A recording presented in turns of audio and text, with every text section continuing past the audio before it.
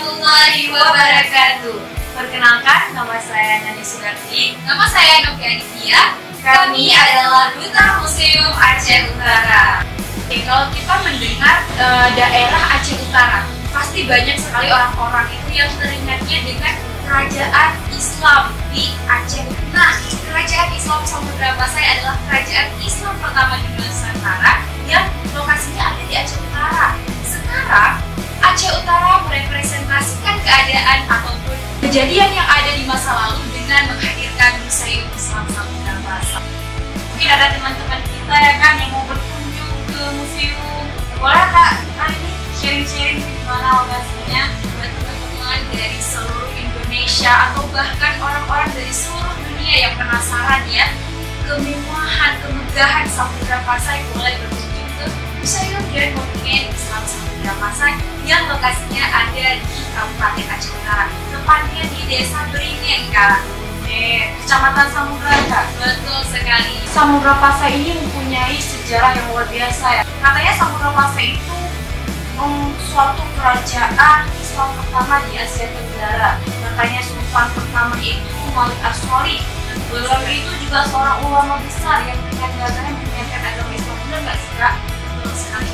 Nah, kok kita tahu Kak bahwa di Aceh ini ada kerajaan Islam?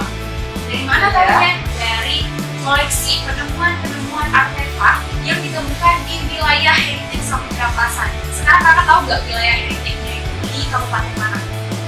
Gimana sih? Karena nggak tahu ya. Mungkin Kak Novi boleh sharing.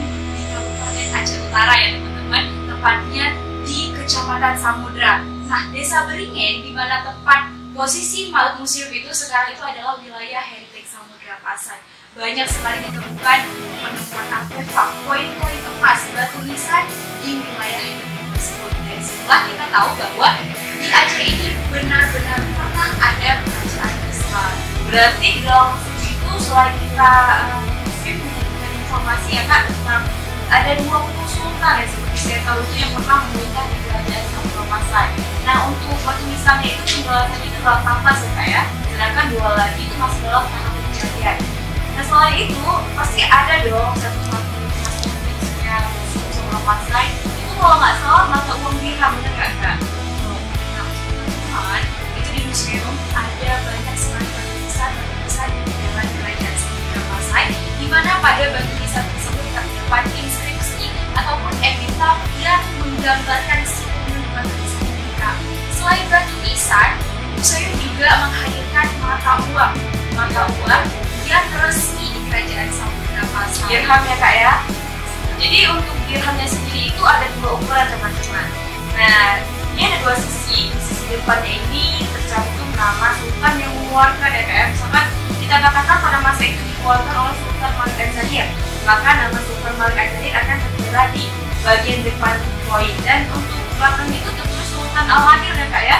Kalau apa Kak Sultan Al-Adil? Nah jadi Sultan Al-Adil ini sendiri dimaksud agar sultan-sultan yang memerintah pada masa itu berlaku adil, bersikap adil.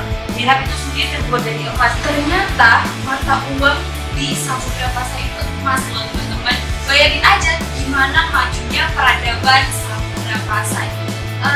Selanjutnya Kak ya, sebelum kita bahas yang lain lagi masih di mata uang nih, mungkin banyak teman-teman yang penasaran. Emang mata uangnya dirham aja Kak? Atau ada mata uang lain? Iya ya, mungkin kita ada 2 mata uang ya teman-teman. Ada dirham yang terbuat dari 70% emas murni ditambah 12% tembaga dan juga 20% perak.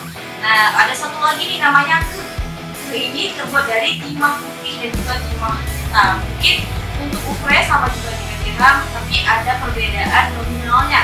Tetapi nominalnya ini tidak bisa kita gimana Kak cara bilangnya, nggak bisa samakan dengan mata uang sekarang. Karena mata uang dirham dan rupiah sendiri mempunyai nilai sejarah. Jadi nilai sejarah itu tidak bisa dinominalkan. Luar biasa ya. Nah jadi untuk programnya sendiri nih Kak, kira-kira di museum itu apa hanya sekedar orang berkunjung lalu pergi atau ada program yang kita tertarik untuk berkunjung museum? Kalau sekedar datang untuk belajar aja yang membosankan ya Kak ya. Jadi kita mengajak semua pengunjung itu untuk berinteraksi langsung dengan koleksi, dengan mengajak orang-orang bermain permainan sederhana sederhana pada kunjungan BBM. Ya, jadi BBM itu teman-teman singkatan dari belajar bersama di museum. Jadi kami bekerja sama dengan dinas pendidikan. Di bawah dinas pendidikan itu banyak ya, kayak ada anak TK, mulai TK, SD, SMP, bahkan mahasiswa itu hampir setiap hari berkunjung ke museum. Dan pastinya dipandu sama Den. Dennya siapa sih Kak kalau boleh tahu? Maksudnya kita ya, Ya. Jadi kami berdua juga sering memandu teman-teman untuk, bahkan kita pernah nih Kak mandu Dewan Guru. Benar nggak? Itu suatu tantangan tersendiri ya Kak ya. Kami yang masih bisa dibilang masih muda ya. Jadi kami yang masih muda ini bisa jadi guru TK kadang-kadang ya Kak, bisa jadi guru SD, guru SMP, bahkan kita bisa jadi pengawas. Karena kita mandu kepala sekolah. Pelajarannya apa sih teman-teman? Jadi di museum itu kita banyak belajar pengalaman-pengalaman lain, bisa saling berbagi ilmu dan juga saling berdiskusi di situ kayak ada edukasinya juga ya berarti. Nah, jadi tunggu apa teman-teman? Mari mengunjungi Museum Islam Samudra Pasai. Pasti museum itu punya brandnya ya?